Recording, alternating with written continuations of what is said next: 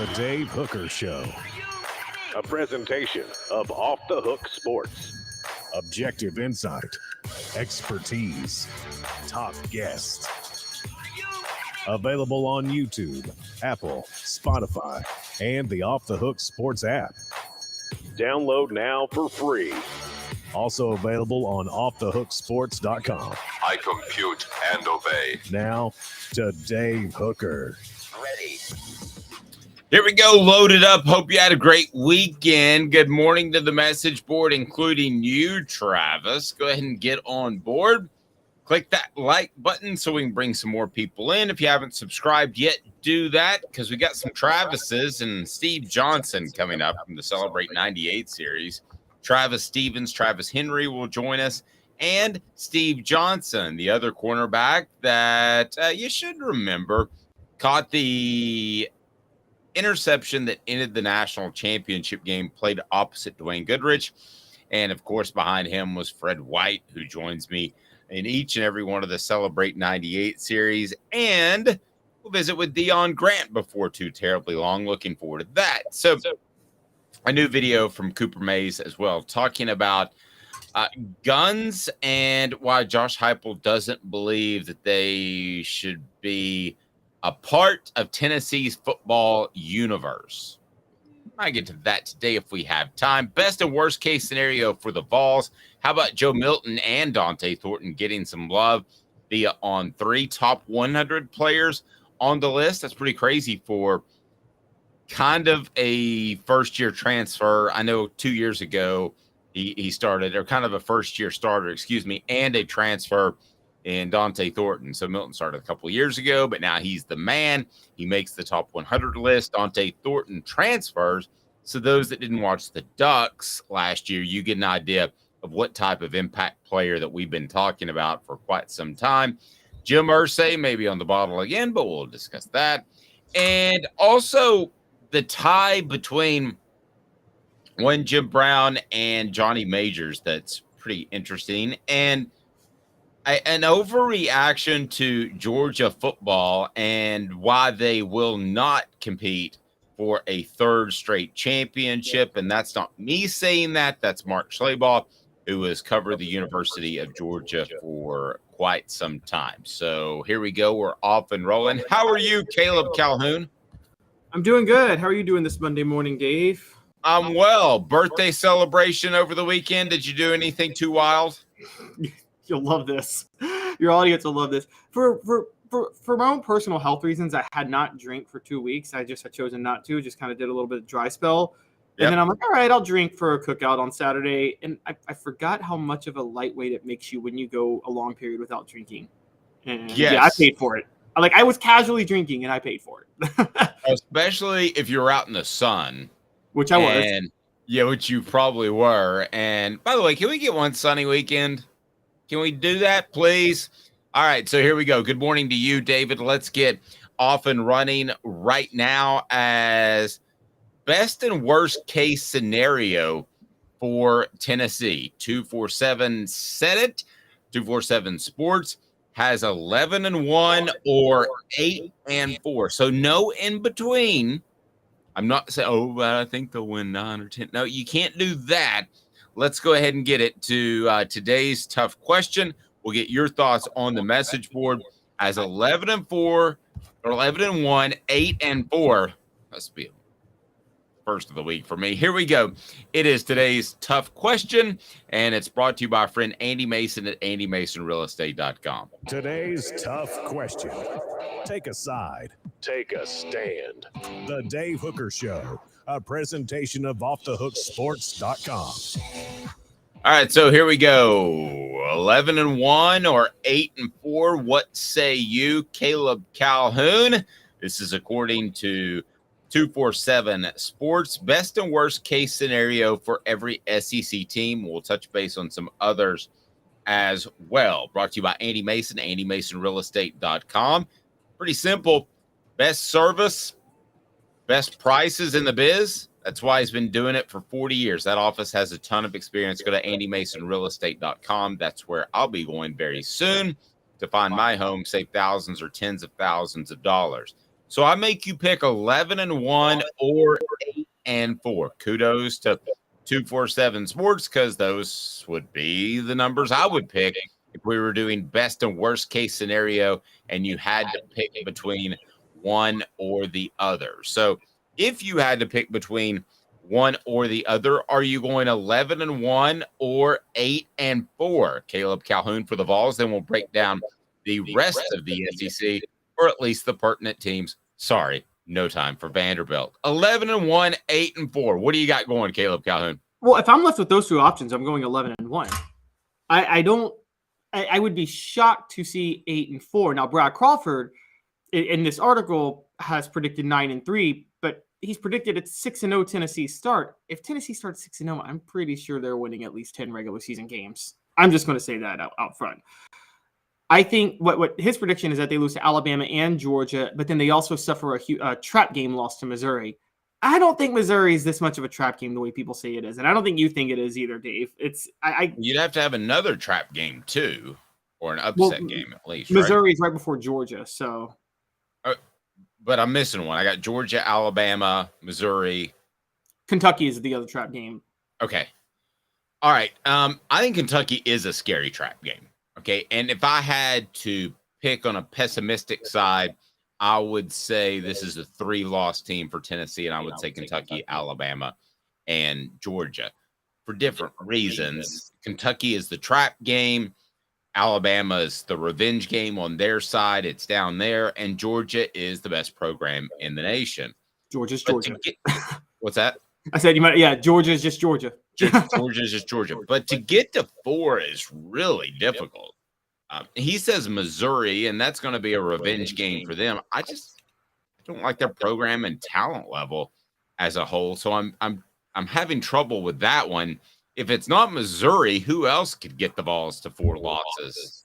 Could maybe Florida? Yeah, maybe Florida since it's. I mean, again, it's Tennessee, Florida, and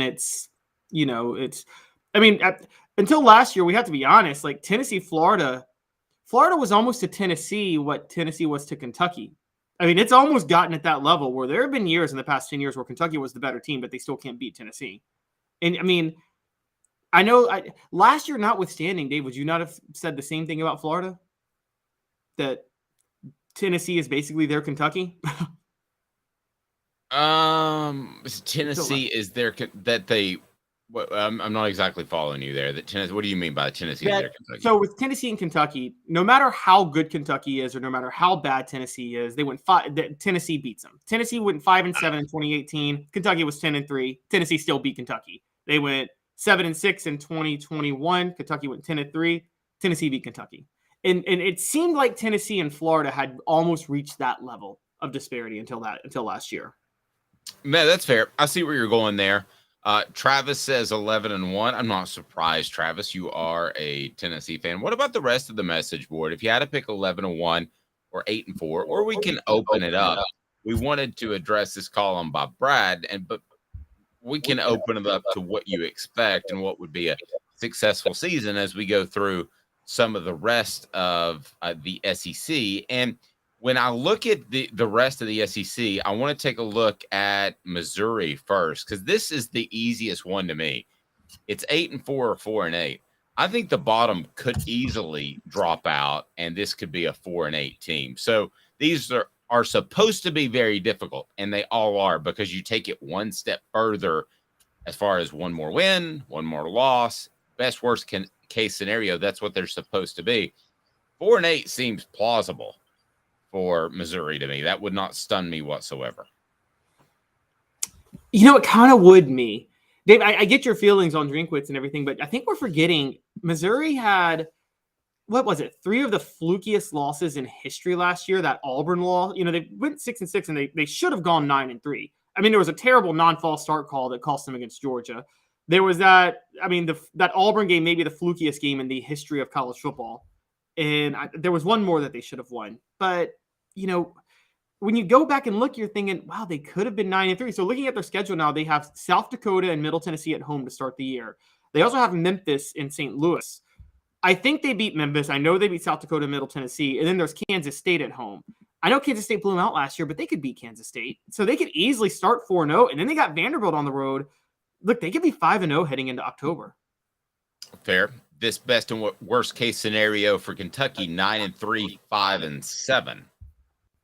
9-3 is doable. If I had to pick between the two, I would go 9-3. I think that Will Levis's injuries, I don't want to turn this into another Will Levis bashing segment, which we've had plenty of those, but his injuries certainly were in the way for Kentucky last year. So I wouldn't be stunned at all to see Kentucky get to a 9-3 level.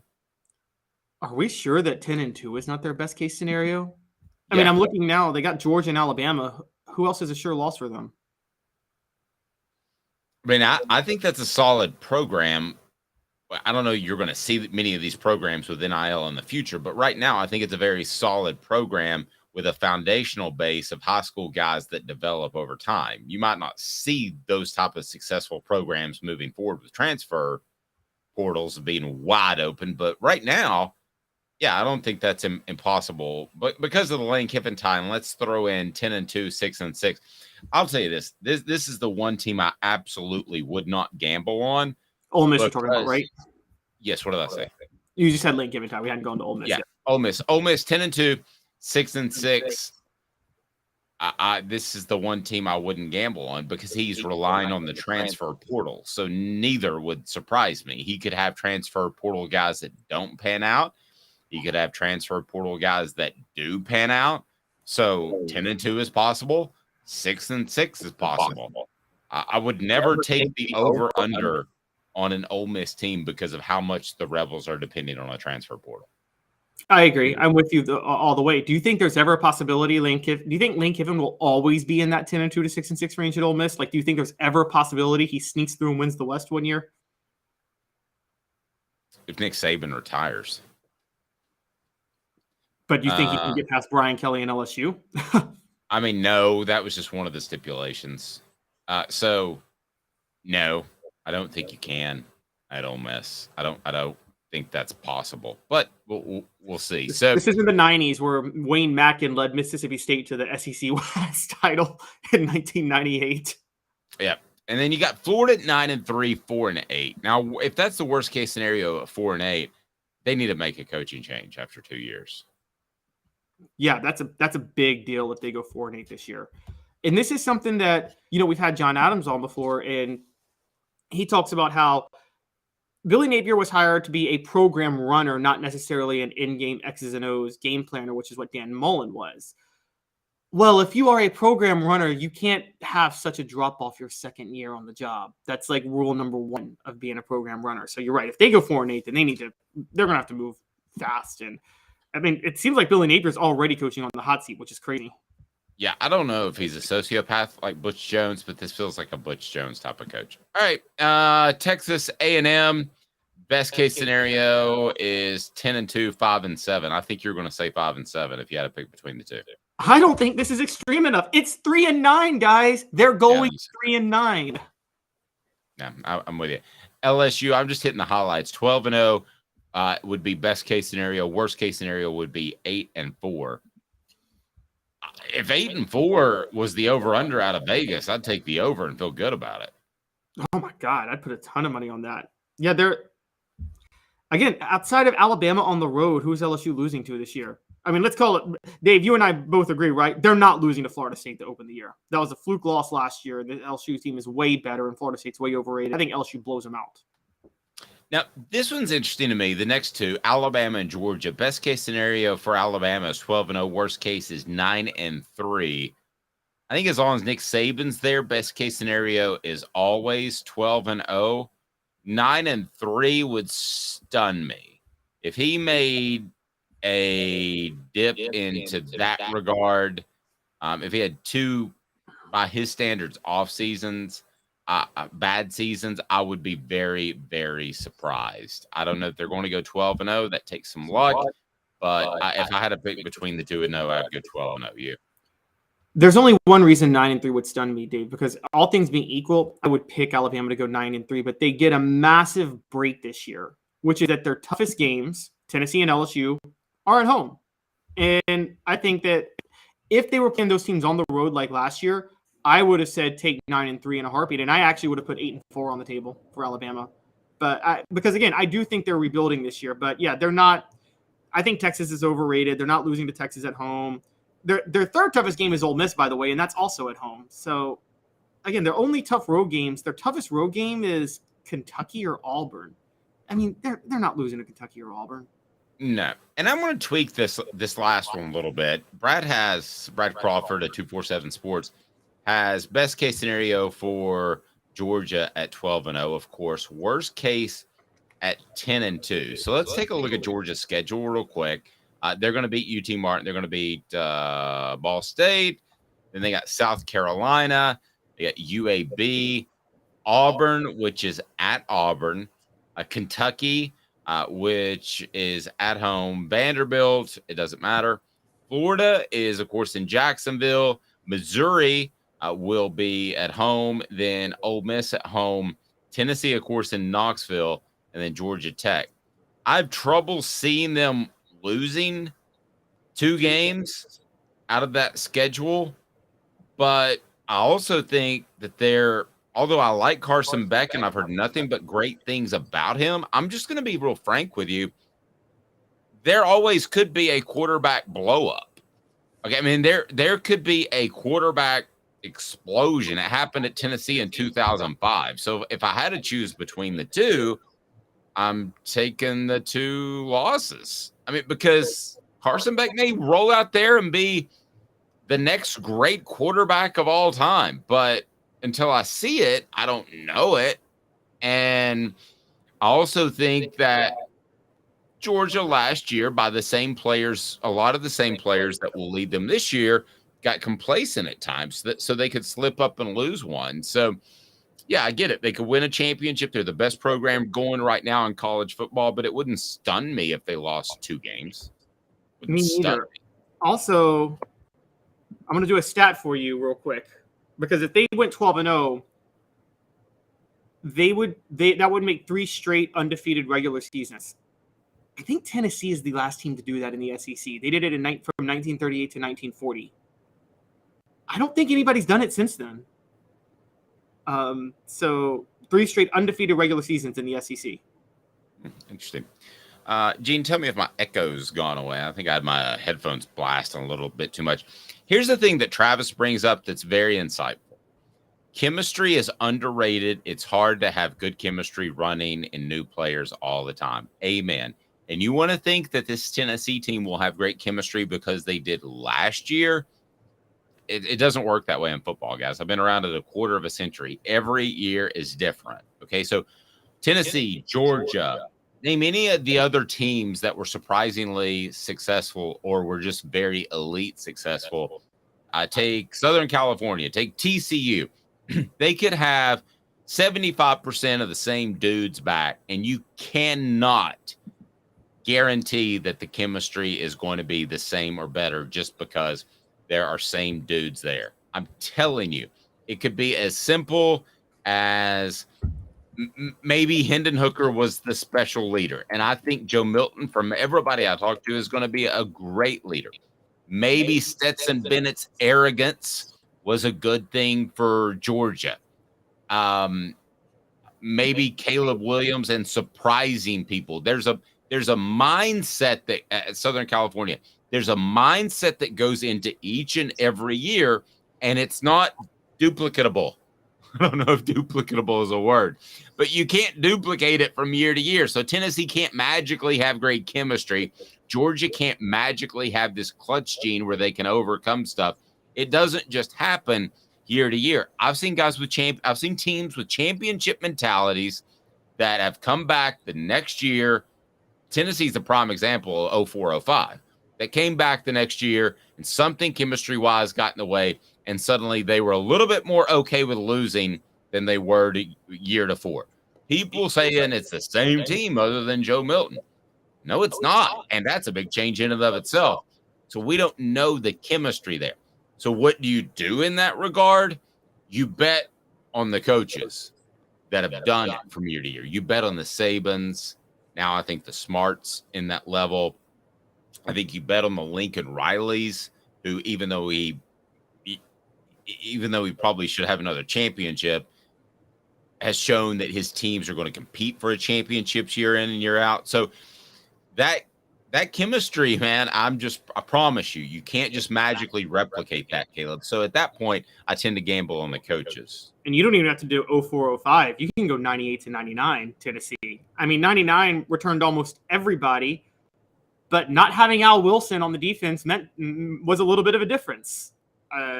Not having Peerless Price, not having Jeff Hall, who, for those who don't know, Jeff Hall was a kicker and was elected team captain. That never happens in football.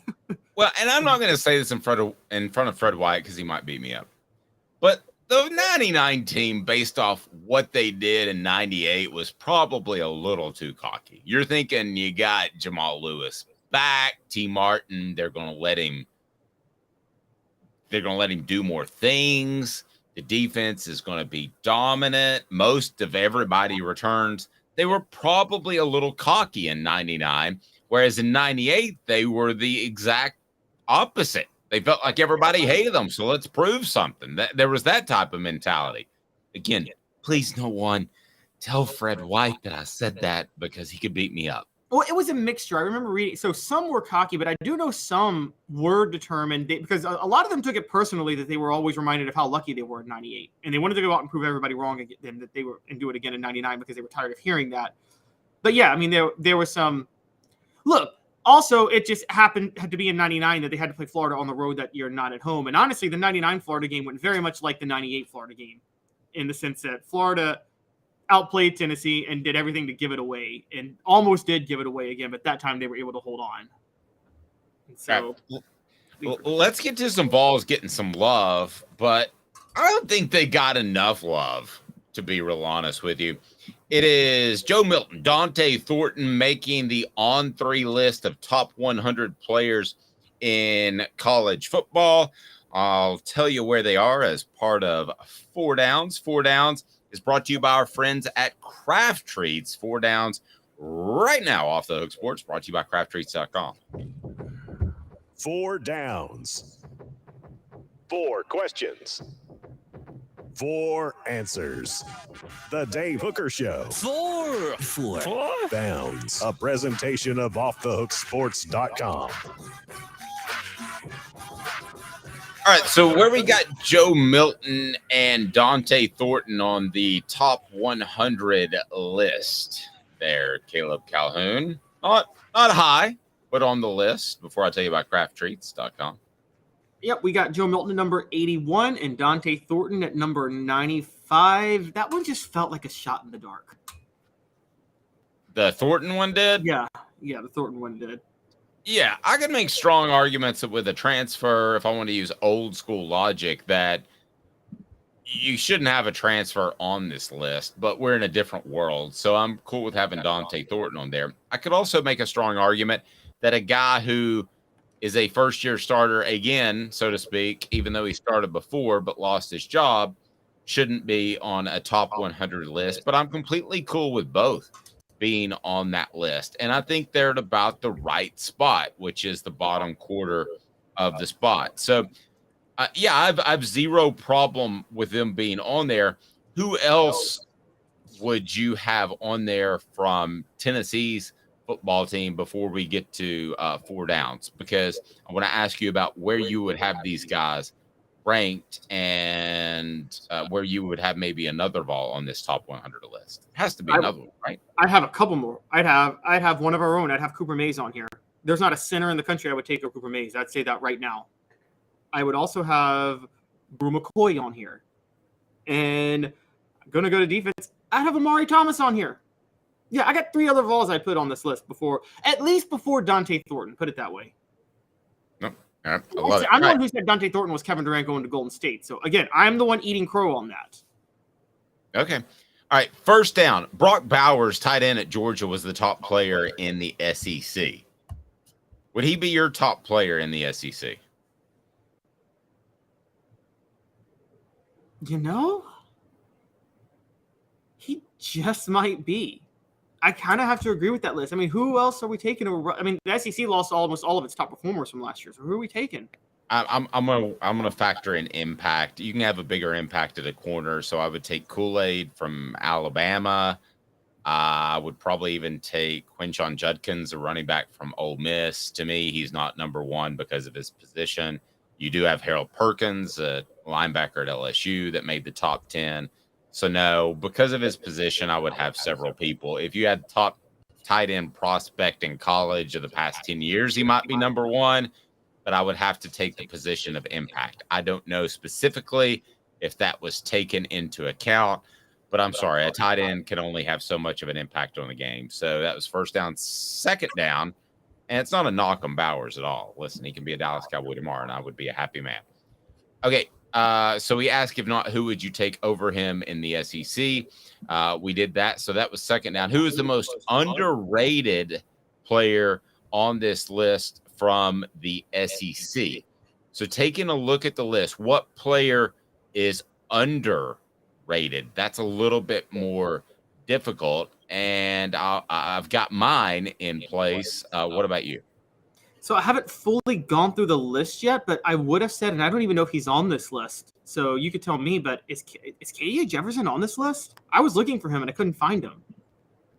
Yeah, I haven't seen Jefferson on this list. I mean, it's tough to get on this list as far as quarterbacks go. The guy that I would take is most underrated would probably be one of a couple of different guys. It's because maybe they don't play sexier positions, but J.C. Latham, the offensive tackle at Ole Miss, I think they've lost a little bit of their physical mojo. And if he's able to help bring that back, I think it's a big factor because they want to get back to that. I mean, they're not going to suddenly be triple option. They're not going to be I formation or anything like that. But to be a little bit more physical, I think he would help set that tone. So I think he's underrated at 28. The other guy that I would have, safeties are underrated too, but Malachi Starks at Georgia. And the reason is kind of like the Trey Flowers thing, Caleb. I think that he covers up for some mistakes. And I wonder at times when Georgia dug a hole for themselves last year, if he wouldn't have been there, had those holes been impossible to climb out of. I think so. I think there might have been some situations where he kept them in games, a selfless player, a lot like you talked about Trey Flowers, and a better upside. No offense. Before we get to fourth down, Craft Treats, go to crafttreats.com. My poor dog had 11 teeth taken out. So we've been having to mash up the Craft Treats with the CBD in them to help with his pain. Also helps with arthritis pain, anxiety.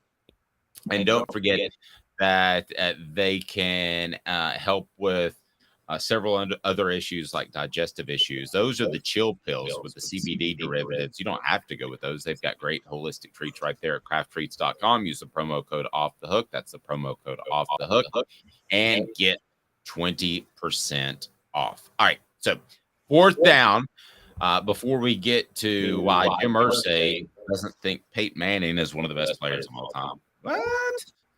What Vols will be on this list next year? Caleb Calhoun, and we can spread that out to the SEC if you would like, but in particular, what Vols will be on this list next year? I'm just going to go ahead, since I started this bandwagon, I'm driving it. I get credit for it. So in January the 15th, January the 31st, whatever happens with Tennessee football, look back and say Dave started this thing. Dylan Sampson will be top 30 on this list next year. Well, I can actually get with that. I can get with that. I can get with Top Dylan 30? Sampson. I tried to make it high so you wouldn't easily agree, because I knew you'd agree that he'd be on the list. If he's not top 30, if he's not top 30, then Squirrel White will be top 30. One of those two players is going to be top 30 on this list. And Dave, get the sound effects ready. Nico. It's too fast. There you go. There you go. Will be on the list going into next year, because this list, he's clearly basing it somewhat off potential, and we all know Nico's the starter going into next year. So with all the hype, he's just going to put Nico on the list. Nico will probably be on the list. Okay, so here we've got some people weighing in on the message board. Well, we can't say Bazooka Joe will be on the list because he's not next year, I think. So Travis is just excited about Bazooka Joe in general. But let's go with Nico. Will he be on the list next year? I agree. Hey now. Because I think that's just going to be a neat little thing to do, to have him on there. And he might play a little bit to see something. Squirrel White, will he be on the list? Caleb, what say you? Absolutely. Hey now. All right. So we both agree that Dylan Sampson will be top 30, right? I don't. I just said I could see it. I'm not going to give him top 30. Sorry. I'm going to say top 100. Okay, I'll give that. Okay, so that's a hey now and Hey now. And that's crazy. Okay, to me. So and then Cam Seldon. All right. Everybody get mad at me. I'm not sold on Cam Seldon yet. I've seen too many spring running backs have success, and I'm very high on Dylan Sampson. I'm solid on Jabari Small and Jalen Wright. So I don't see Cam Seldon being on this list next year. I don't see him having a breakout monster season like somebody do. Some people do. And I know what you guys think. You suck. Fine. Jackass. Maybe I do, and maybe I'm a jackass. But I just don't. I'm not ready to get on that bandwagon until I hear it about midway through preseason camp. No. And I will or won't. I can promise you that because you'll hear it first right here on Off the Hook Sports. I'm absolutely with you. First of all, if anybody watched that spring game, outside of a couple drives with Nico and Joe, most of the skill players or any physical players at any other positions, if they played in the spring game, they were the type of players Josh Heupel doesn't plan on playing in the fall. I'm just going to tell you guys that right now. So he played Cam Seldon because he doesn't plan on playing Cam Seldon in the fall. So I think that it kind of reminds me. It's funny, we just talked the 2005 team, and this is kind of funny that this happened because not funny, it's sad, but he suffered a season-ending injury anyway. But Dave, remember the spring practice of that year when Gerald Riggs didn't even touch the ball in spring practice because they were worried about the Oh, yeah. I'll give you a couple of them. Kirsten Biggers was one. He ended up just being a career walk-on at Tennessee. I think he had 5,000 yards in spring camp. David Yancey was another one. I don't know if you remember that name. He was an engineering major, so we all wrote flowery features about him in April because he had 5 million yards in the spring. He didn't touch the ball in the fall. The only one that ended up out of this group I remember of guys that got a ton of touches in spring practice was a guy named Michael Stewart, and he transferred to Hawaii and was their leading rusher for a year or two. These dudes happen, and I look at Cam Seldon. Is what we're saying. Yeah, I look at Cam Seldon with the eyeball test, and I don't think he's that guy. So if I had to bet a mortgage, I would say yes, he is going to be an impact player. I just want to see it because of my history, and history tends to repeat itself. You're a gambler, you know that. History tends to repeat itself. So right now, I see a running back that had a great spring, no knock, but that also has a bunch of more experienced guys sitting on the bench behind him. So I want to see it. I want to see, and I don't have to see it in a game. I just have to see it in preseason camp. Jim Irsay with a shot at Peyton Manning. Man, oh man. Hope Jim Irsay's taking care of himself and not back on the oxys. 2 minutes, and we'll discuss whether Irsay is off the oxy wagon. Stay tuned. And Craving Wings South North Shore location, where we've heard people say that you can get the best wings in East Tennessee. Pero ¿quién es este? El número 87, Jacob Warren. I'll just do 6 in my sauce 87, please. Imposible, señorita. Dale 6 más. Look at these wings. Perfectas, deliciosas, fantásticas. Man, I don't know what you're saying, but it sounds awesome. How do you say fresh, never frozen in Spanish? Frescas, nunca congeladas. Make your way to Craving Wings and get you 6 más. But what was funny about Cadis, we were a full continuum of care at that time. We had detox, we had inpatient, we had outpatient. So we were doing a lot of the things that we do now. But now we just do them so much better. It's really a simple program, but we're complicated people. I am what I am, and now I got to do something about it. You can take your life back. Call Cadis today. Got cataracts? We can fix that. Never miss another moment. With a little help from Doctors Campbell, Cunningham, Taylor, and Hahn at cctis.com.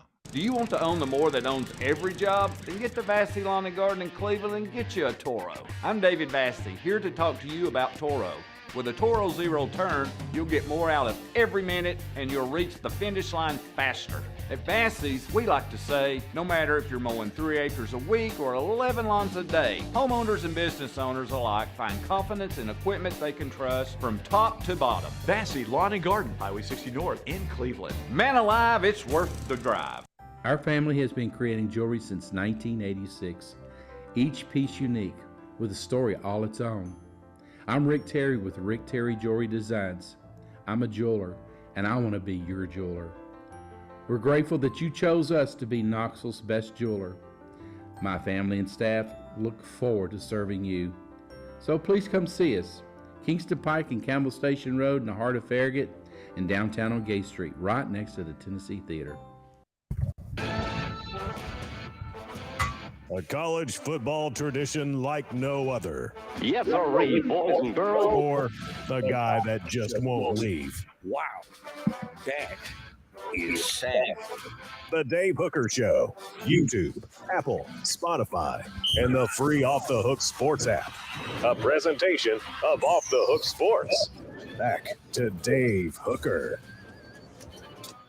Passing of a legend over the weekend.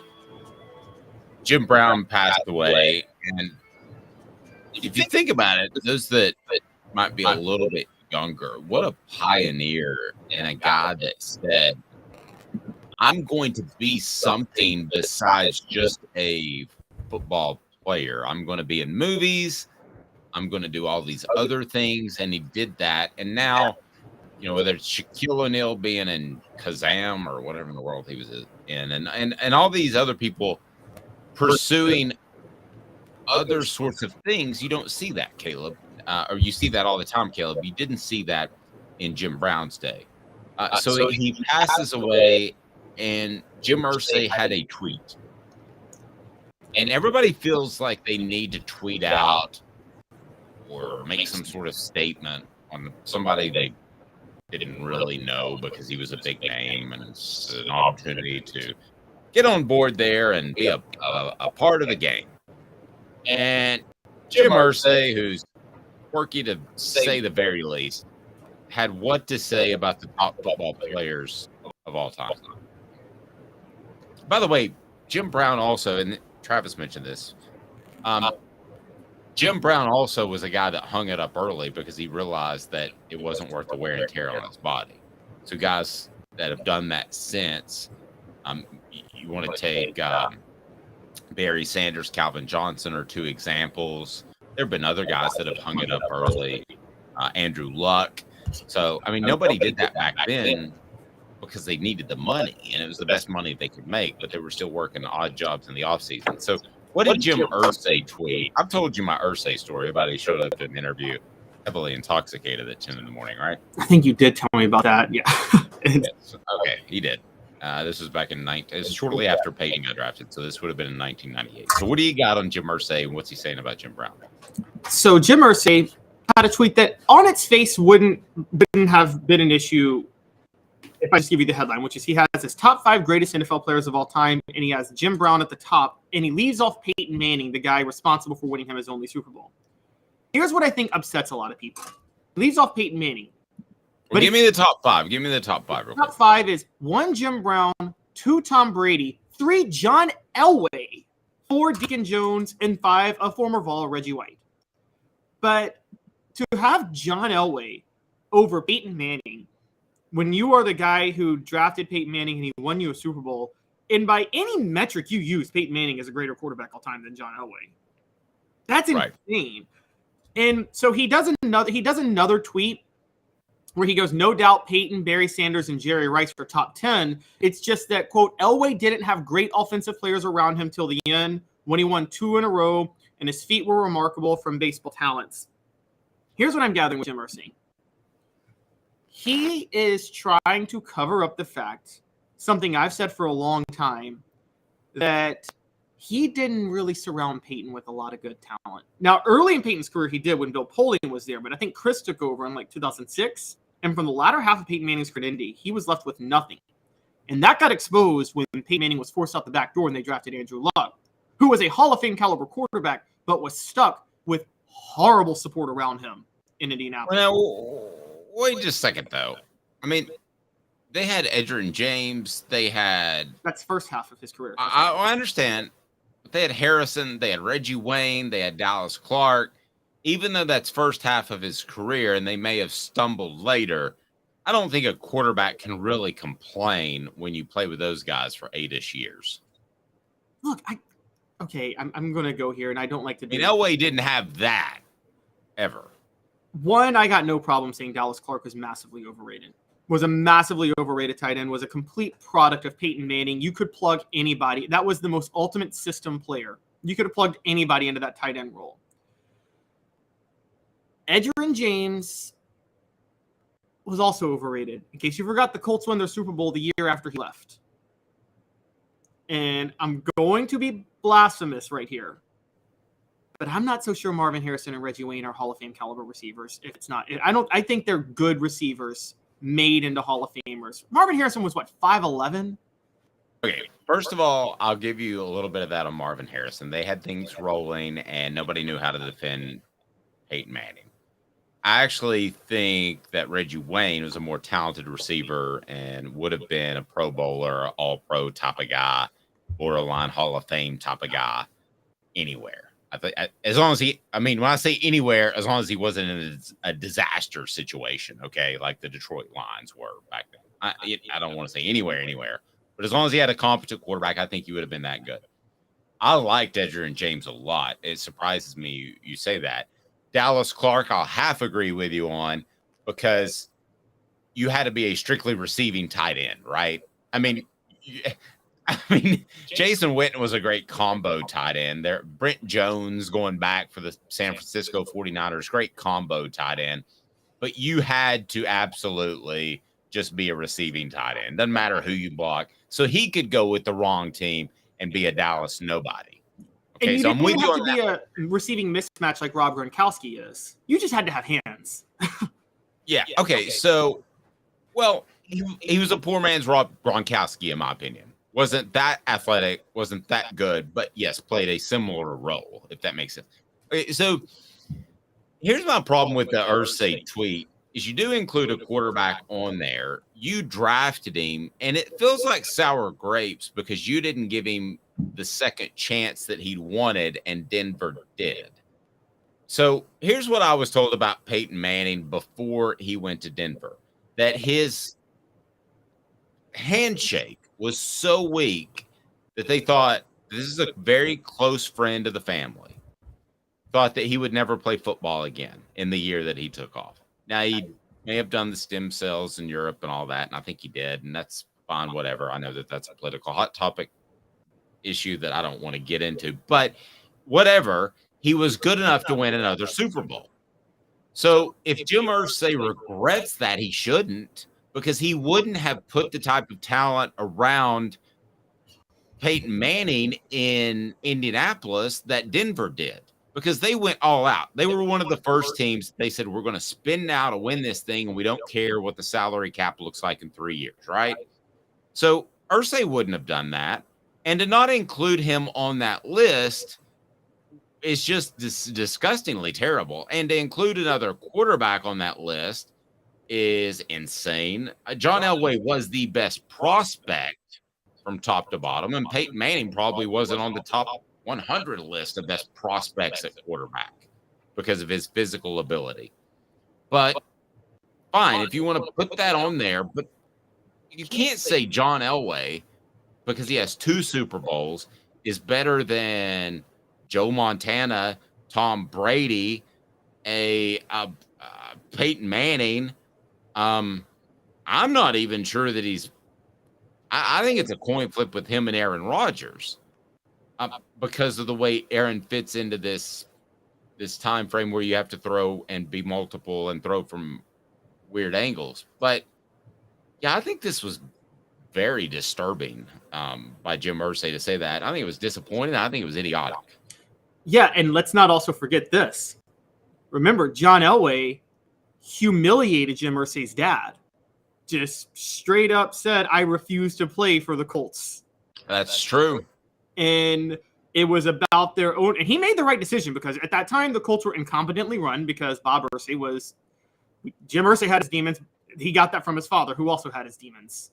And I'm with you. This is sour grapes. I think I've heard some rumors that I think Jim Irsay was sour grapes that Peyton Manning would not enter the Hall of Fame as a Colt specifically. He didn't choose a team between the Colts or the Broncos. How did Peyton enter it? He didn't enter as a Bronco, did he? No, he didn't enter it as a member of a team specifically. I think you can choose. That's not as big of a deal as it is in baseball, right? Right. I don't think it's as big of a deal as it is in baseball. But it's still one of those things where I think Irsay wanted. He wants people to remember like Peyton as a Colt, but it's like you did force him out the back door. By the way, I don't blame him at the time for doing that. We didn't know if Peyton could throw again. And you had, by all accounts, the best prospect since John Elway and Andrew Luck and the number one pick. I think it makes sense at that point you go with Andrew Luck. But no, I thought the Colts did the right thing. But again, I had the family friend who told me that he'll probably never throw a football again, that his handshake was that weak, and they thought he had something similar to what his brother Cooper had. So I mean, I don't have a problem with what the Colts did, and I don't think Peyton Manning does either for them making that move. But let's remember this: Peyton Manning is a guy that can get perturbed off the smallest things because he's so ultra competitive, kind of like Michael Jordan, and he'll never forget it. So Michael Jordan will never speak to Charles Barkley again. There are some media members that Peyton Manning will never speak to again because of a column they may have written 20 years ago. But Jim Brown, Tom Brady, John Elway, Deacon Jones, Reggie White, I'll give him some kudos for the Deacon Jones thing. Deacon Jones, they didn't count up sacks. I think Deacon Jones, I don't know why they can't do this at NFL Films. They have all the tape. I think it would be awesome, but they don't want it to make it look like the guys that they celebrate now don't have the records. Deacon Jones probably had more sacks than anybody in the NFL. But would you say Deacon Jones was a more impactful defensive player than Lawrence Taylor? No. That's the thing. No. This Jim Irsay list, like Peyton Manning. No, I would have Taylor on this list. No, I mean, okay, so Peyton Manning would be on this list because to me, he was a transformative player. He was the guy who came to the line, and it was the old freeze plays that they ran at Tennessee where you have two plays at the line of scrimmage, and the Omaha was telling them which play to be in. So in no particular order, you have to have Tom Brady on this list. I would have Peyton Manning on this list. So I'm going to stop at quarterbacks right there. I would have Lawrence Taylor on this list. And because that's the reason the movie Blind Side was created, was because of Lawrence Taylor. Because you had to have somebody that could protect someone's blind side, and Joe Theismann got his leg broken in half. And it changed the way the game was played. As far as other guys that changed the way the game was played, I mean, that's a very short list because it is a game's game. It's not a player's game, like when LeBron James comes in and makes it positionless basketball and that sort of thing. So those are my top three that immediately come to my mind. I'd lean towards quarterbacks and probably have a Montana in there. And some other guys, but that's the gold standard of quarterbacks: Peyton Manning, Tom Brady, Joe Montana, right? Those three, like you don't put anybody above those three. I don't. Yeah, no. I don't feel like you do either. I mean, maybe I would say maybe Dan Marino. I know people say Dan Marino never won a ring, but he probably had the best arm. But then I don't know how you know. I've read stories where it's kind of Dan Marino's fault he never won a ring because he fought having a running game this whole time in Miami. But in terms of raw arm talent, Dan Marino probably had the best arm talent of any quarterback ever, didn't he?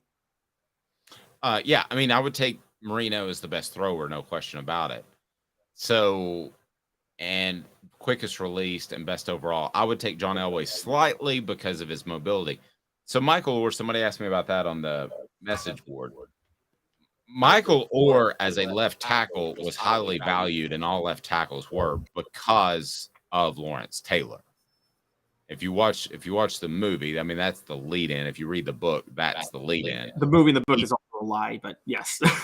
Yeah, but he changed. But that was the left tackle was just another offensive lineman before Lawrence Taylor was so disruptive, and not just from breaking Joe Theismann's leg in half, but that was part of it. So I mean, that Lawrence Taylor changed the way the game was played. Also, there wasn't a halfback. You know how you see Jacob Warren going in motion back and forth? Mm-hmm. That they didn't do that at tight end before Lawrence Taylor. The Lawrence Taylor has to be on there, no question.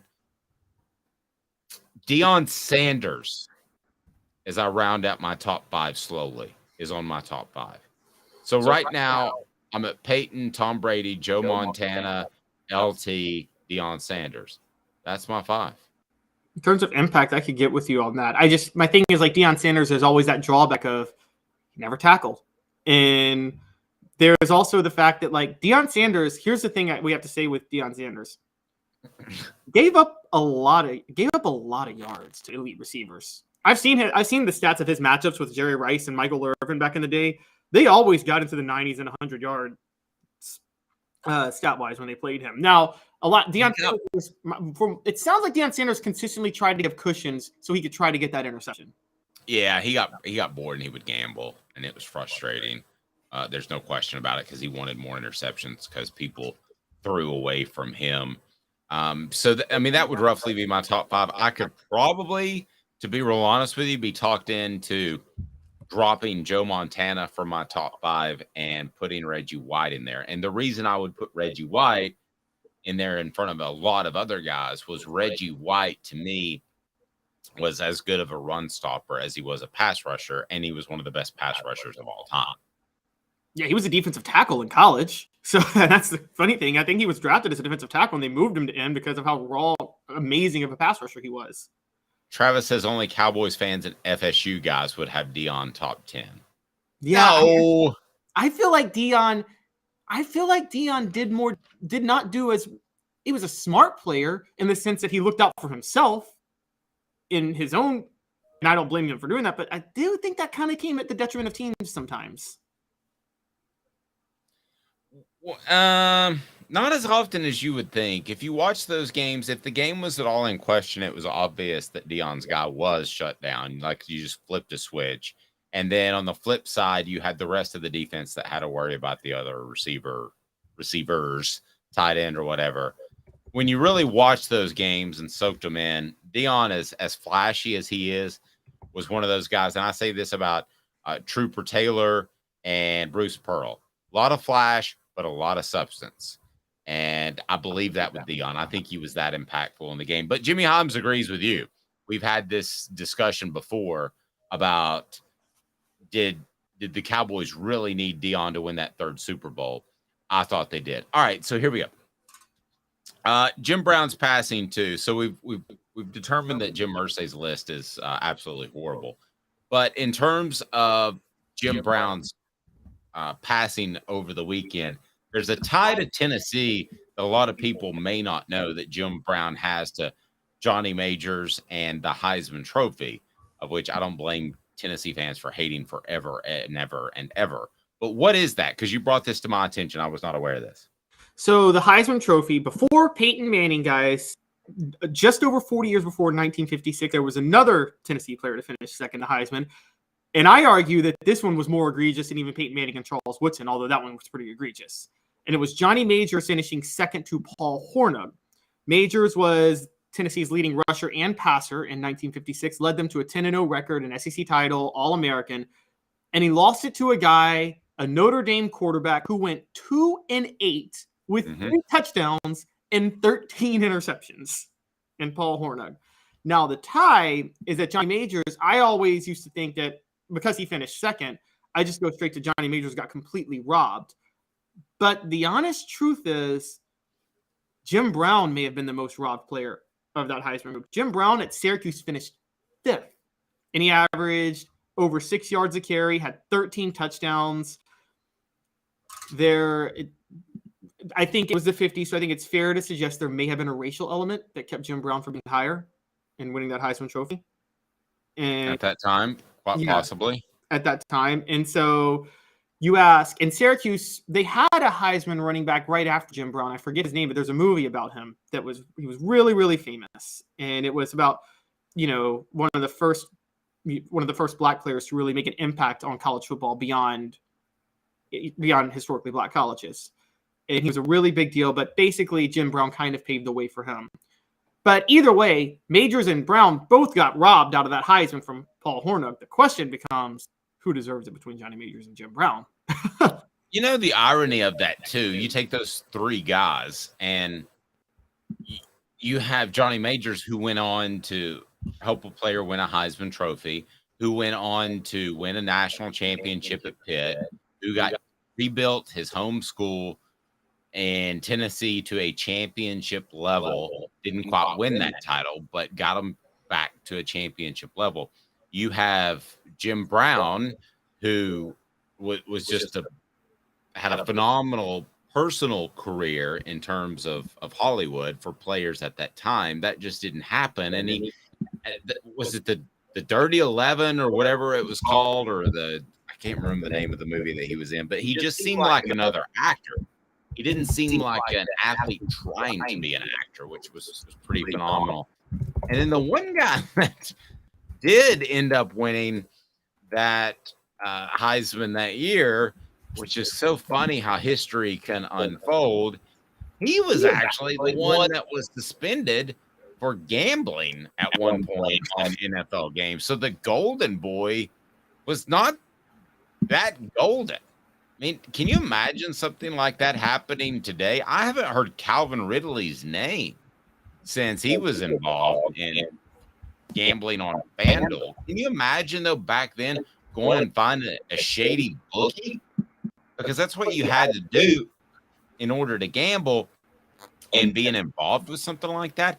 He had a minimal suspension. Nowadays, you're gone. You're out. You're done, right? That's true. You're right. That's a very good point.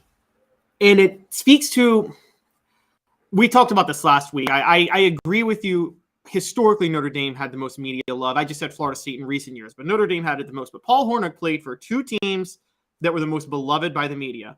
One, the Notre Dame Fighting Irish. Particularly during this time, the 1950s, got the most preferential treatment you could ever ask for. Then he went to play in Green Bay. And my wife is going to kill me. She's probably hearing me say this right now, but I'm going to say Green Bay gets the most annoying love. Green Bay players get the most annoying shield and protection from the media. And they get covered for so long that when they turn out to be terrible people, we all act shocked. Brett Favre got cover for years when he was really a terrible person. Aaron Rodgers got cover for years when he was an ultimate diva 10 years ago. And we just didn't pay attention because, we love Green Bay, the small town franchise, the fans own the team. And there's just this love fest with Green Bay. And Paul Hornung played for Green Bay the same way he played for Notre Dame. And I think just the concept of that is why he was beloved so much. By the way, I just wanted to point out, I see it on the message boards. Ernie Davis was the guy who won the Heisman after Jim Brown played for Syracuse. He was the first black Heisman winner. But Hornung had no business winning that. And for the record, if you guys want to know how disrespected Jim Brown was, Tommy McDonald was third in that Heisman list. He had about 800 yards rushing, 12 touchdowns. But ahead of Jim Brown, an offensive lineman was on the list, Jerry Tubbs for Oklahoma. And how do you have an offensive lineman over a running back? Come on. Not sure. Coming up, hang tight. 2 minutes why Georgia will not win a third straight national title. And I didn't say it, a Georgia cat did. So don't get mad at me, Georgia fans. Back in 2 minutes off the Oak Sports. Sun, sand, and salt water, the beach is a very relaxing place. Unless you wear contacts. Ow! Open your eyes to the best the beach has to offer with LASIK vision correction from Campbell Cunningham Laser Center. Ah. Hi, Mike Davis here with City Heating and Air, reminding you to always dare to compare. Our team provides quality local heating and air service, installation, and maintenance across East Tennessee. We use only the best equipment like American Standard heating and air conditioning for your residential, new construction, or commercial needs. Honesty, dependability, and customer satisfaction have been the cornerstones of our business since 1961. City Heat and Air. Dare to compare.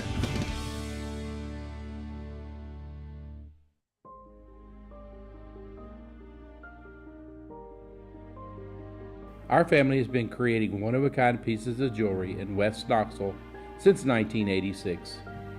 Each piece is a combination of unique processes that bring your idea to life. Every day in our shop, a truly special item with a story all its own is being manufactured in our facility, bringing the history and family sentiment into a whole new generation of life.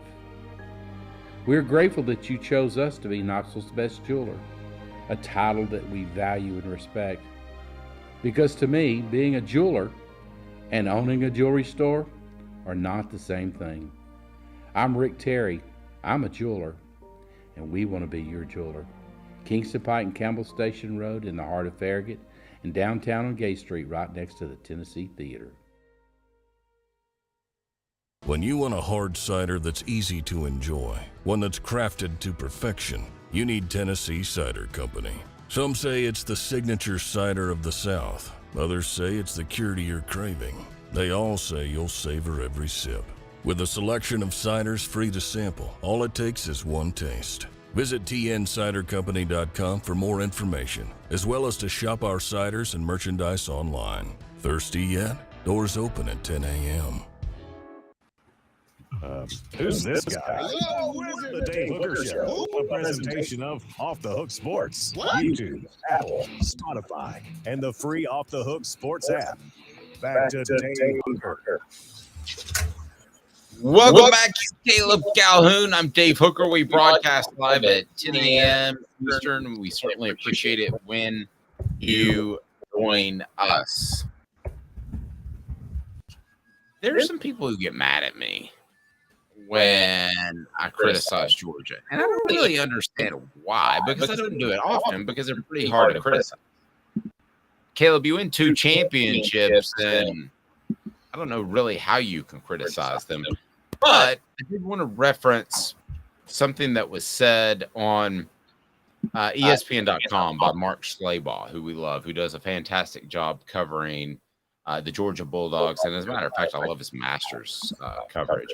Why they won't win a 3rd straight national title. He says no team in modern football history, college FBS history, has won 3 straight national championships. Georgia, which waited 41 years to win a national title before finally getting over the hump in 2021, will have a chance to do it this upcoming season after setting an NFL draft record with 15 players being selected in 2022, including 5 defensive starters in the first round. Georgia still managed to finish 15-0 and win its 2nd straight college football playoff national championship this past season. 3 more players, Jalen Carter, Broderick Jones, and edge rusher Nolan Smith. Carter, of course, a defensive tackle, offensive tackle Broderick Jones, were picked in the first round on Thursday. They also lost Stetson Bennett, held back Kenny McIntosh. They lost cornerback Kelly Ringo and tight end Darnell Washington to the pros. Offensive coordinator Todd Monken, who helped Kirby Smart to get his program past the finish line, left for the same position with the Baltimore Ravens. They replaced him with Mike Bobo, who played quarterback at Georgia. Its 2nd tenure for Bobo, as we mentioned before. So reality check by Mark Schleybaugh is this. Until someone knocks off Georgia in the SEC, it will be among the favorites to win a national championship every season. Smart and his staff have stockpiled much talent in Athens, Georgia. Safety Malachi Starks and Michael Williams were starters as freshmen last season. Georgia linebacker core Jamon Dumas Johnson, Scott Mondon Jr., and Jalen Walker is as good as any in the FBS. Carson Beck will probably end up winning the quarterback job, and he'll have Brock Bowers to throw to. So I ask you this. As far as Georgia right now, are they ready to reload again? Because this is an overreaction piece that they won't win a championship, which to me, there's no overreaction to saying any program in the history of man isn't going to win a 3rd straight title, because to win a 3rd straight title is pretty darn impossible. Are they to the reload point? Did you see enough last year where they could lose 3 more first-round picks and you have no worries about Georgia? Or do you say to yourself, they made the rise and now they could slip a bit? I think the only worry comes with the discipline issues that you're seeing with Kirby Smart, but I think they're at a level where they can just reload easily. They've had this back-to-back national championship program, I will say this, was basically formed during the 2018 recruiting class, which is still the greatest recruiting class in college football history. Just go back and look at it, guys. Like, that class was amazing. That's the class Cade Mays was part of, funny enough. But that spawned 2 straight national titles. The recruiting really hasn't slipped since then. And also, here's the weird thing, Dave. We cover 2 parts of recruiting. There's the rankings and the star ratings, and that all matters. And then there's an analysis of the politicking of it and where are kids overrated. I sometimes feel like Georgia high school kids are still underrated in terms of how good they are. If you look at the NFL talent the state produces. And so I'm like, if Georgia has a number 3 class, it might be the number 1 class. And it is. Here's the thing with Georgia. I've been talking about how great of a job LSU is. Well, Georgia technically has a Power 5 program in the same state as them, which is Georgia Tech. That's not a real Power 5 program they're competing with for Georgia recruits. Georgia is at a level, Kirby Smart's at a level right now where if he wants a top kid in Georgia, he's almost always getting that top kid in Georgia. And that is a really scary situation for Georgia talent-wise, for Tennessee, for the rest of the SEC talent-wise going forward. Okay. So what's the biggest threat to Georgia's continued success, short-term and long-term? Discipline. I think it's discipline. I think if players continue to get in trouble, you are going to have situations where you are going to have parents not want their kids to go there. And we've seen that before at other programs. I agree. Short-term is the quarterback position. I think they fed off Stetson Bennett's confidence/arrogance, depending on which side you root for. So that's short term, but discipline is an issue. I saw this happen at Tennessee where discipline slipped after the 98-99 team, and they were still at the championship level in 2001. But then you started to see guys that got away with stuff and could. One player told me that, I'm not going to say who, but he was a star player that you would know. He said that one of his teammates that couldn't play, roommates/teammates, one of his roommates that couldn't play got kicked off the team because he failed 2 drug tests, and both were from marijuana. So the old rule used to be that you could fail 2 drug tests, and the 3rd drug test you were kicked off. Cocaine and hard drugs counted twice. Okay, so that would be a 2 strike and you're out instead of a 3 strike and you're out. So this guy said, I probably failed 30 drug tests in my career at Tennessee, and I could play. So it didn't matter. You would know exactly who it is. I'm not going to say his name. He was never kicked off. So there was the mindset and the culture that as long as you could play, you could get away with whatever you wanted. And that undermines your discipline both on and off the field. So the biggest concern for you, Georgia fan, is discipline, because it has lacked in terms of, and listen, it's one thing for a guy to go out and race a car and something horrible happen as it did. It's another thing for a teammate to be involved and a staffer to be involved. That to me is not a guy who's just going out and has an obsession with fast cars. That's something that they do for funsies. And I know Athens has that problem in general, but you can't be a part of that. And we've heard of too many issues with, and this is the front end of this. Everything could get cleaned up. It's the front end. Right now, we've heard too many issues with discipline for me to think that this is a long-term thing like Nick Saban. Do they have the talent level? Yes. But do they have the right mindset, the right culture? I think it's very fair to ask that question, Caleb. Absolutely. And for people who really want to go back to the former years, if you want to know where it all came to a head, I think it culminated with right before the last year he got fired, Britton Colquitt gets a second DUI while on campus and crashes a car that he was driving on a suspended license. And Fulmer did not dismiss him from the team because he had a backup punter. He didn't have a backup punter. And that was a hideous look for Tennessee at that point. Yeah, I think he was suspended 4 games. Is that right? It's like, I think it was 5 or something like that. But it was prompted John Adams finally. That was the moment that prompted John Adams to call for Fulmer's firing right there, where he said it was a blatant lack of leadership to not kick Britton Colquitt off the team in 2008. And another one that I know more about behind the scenes, and I don't mind sharing now, is James Banks. You and I've talked about it. James Banks would get in trouble in practice, be told to run, and he wouldn't run. He would just go stand on the sidelines and do deep knee bends, like air squats, they call them now.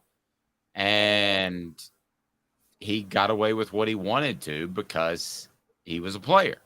There were other guys that were players that got away with what they wanted to. It really started in 99, to be real honest with you, after the national championship season.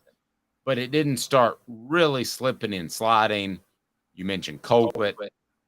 To me, the one guy that embodied it the most was James Banks, because he had so much talent. You and I've talked about it. I'm not exaggerating. He could be going into the Hall of Fame right about now, the NFL Hall of Fame. He had that much talent.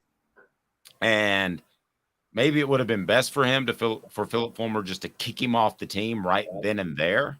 I don't know. Maybe James Banks was determined to waste his ability no matter what.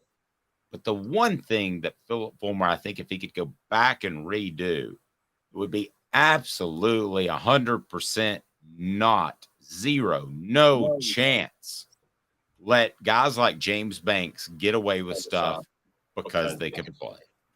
Because that ended up costing them both discipline on and off the field, set the wrong culture, made players start to question his decisions.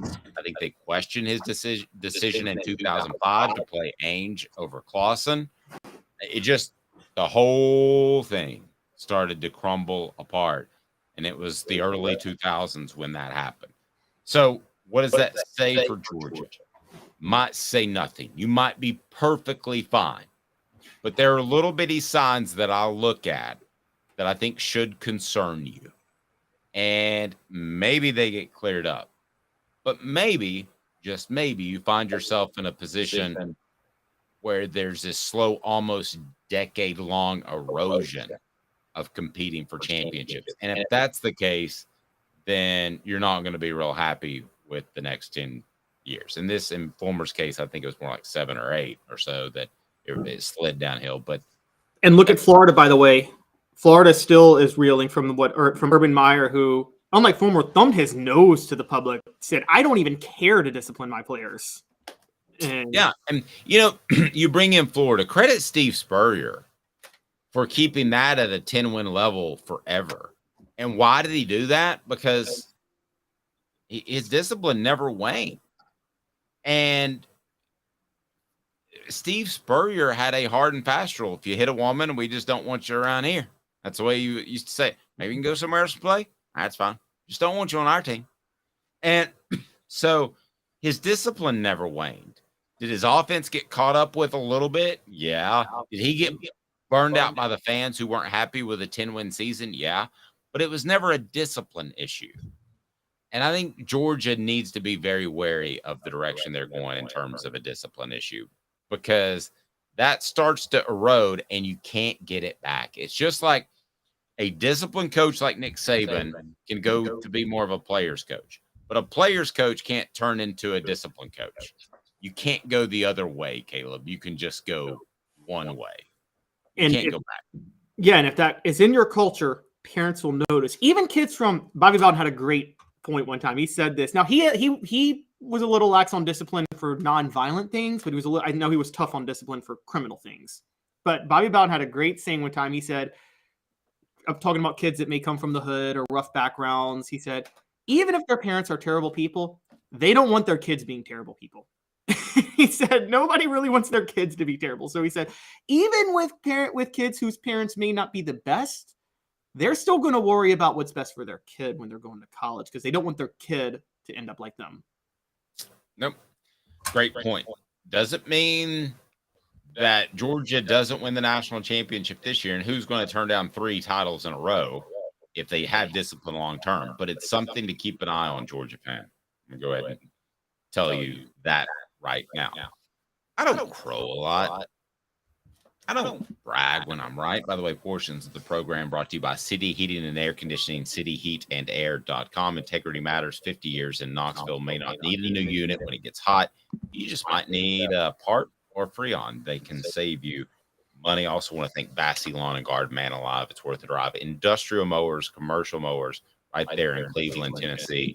Whether you're in Knoxville, Chattanooga, or how about Nashville?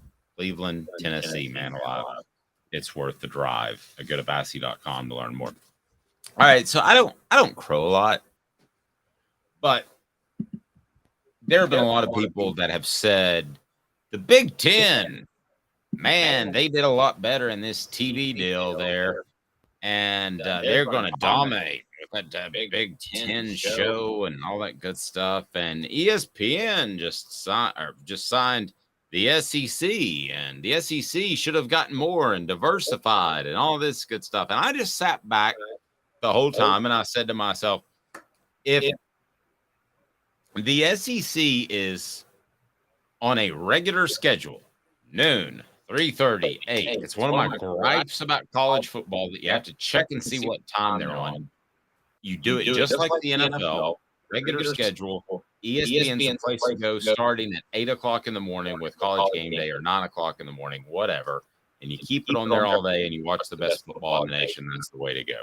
Other people said the Big Ten went to they went to CBS and they went to the Big Ten Network, and they did all these things to get on different networks. And suddenly you're changing channels and you're flipping all over the place. I thought ESPN and the SEC had a better plan than the Big Ten, and I may be right. Not that I would crow, Caleb, but what have we learned about the Big Ten TV deal, and did they perhaps rush into things a little bit? Yeah, I'm the one eating crow because I'm like, how could the Big Ten get a deal worth twice as much as the SEC when the Big Ten brand is still not as good as the SEC's, even with USC and UCLA? So it's kind of explained now. It sounds like Kevin Warren rushed into some TV deals without actually addressing already embedded contracts. I'm just going to give a few of these. One is no one's fault. There's 3 issues right now with the Big Ten. One, the league owes $25 million to Fox, still because of all the games lost due to COVID. There, nobody's fault. But we have to give Greg Sankey credit for the way he handled it. Let's be honest, Greg Sankey handled COVID better than any commissioner in college football. The SEC played a full schedule that year, 10-game schedule, and they got their money on TV revenue for it. And that was smart. The other one, when Kevin Warren negotiated with all these different contracts, one of the things he delivered was the Big Ten title game will be on NBC in 2026. Here's the problem. He didn't have the authority to do that because the Big Ten Network controls the programming rights for the Big Ten, including the title game, and that's majority owned by Fox at least until 2029. So unless they get something squared away, it's going to cost the conference $40 million to resolve that issue. Now, here's the big one. I had never thought about this, Dave. I didn't know if you knew this, but the Big Ten teams in the North don't like playing night games in November. And I never thought about it. I'm like, okay, it gets cold for player safety. They don't like night games. They prefer the new games. So soft. The Big Ten signed this deal with NBC their goal was this. They wanted games to be from noon Eastern time all the way through midnight Pacific time. They wanted games on the entire time. Part of that was trying to get some Eastern time, Central time games on NBC at night. Well, this violates some of the contracts the schools sign with the Big Ten, where they don't have to play night games past the first week in November. And apparently they're soft. Well, to be fair, we can't say that as SEC people because SEC doesn't play in the cold ever. So, I mean, we don't know how the SEC Bull, I can say that. I've been places for a noon start that were 108 degrees with the heat index and humidity. So don't tell me in an open press box, don't tell me I haven't been uncomfortable. And that, by the way, can be dangerous to a player's health, Caleb. Oh, I don't think that should be allowed either. I'm going to be honest. I don't think that's okay, but yeah, we got to play the football set sometime, okay? Yeah. So, yeah, soft. Here's the issue. Penn State, Michigan, and Ohio State are all trying to back up playing night games in November, and they might actually win out. Now, what's the Big Ten going to do if NBC paid all this money? I don't think NBC paid all this money to have Maryland and Iowa play on their primetime slot game. No, they did not. Listen, I've said this from the get. Business is somewhat just common sense, Caleb. I mean, going out and getting Southern California and UCLA that are in some cases 3 time zones away is just stupid. I understand that you get the LA market, but you're not going to, for television rights, but you're not going to grow the Big Ten into LA.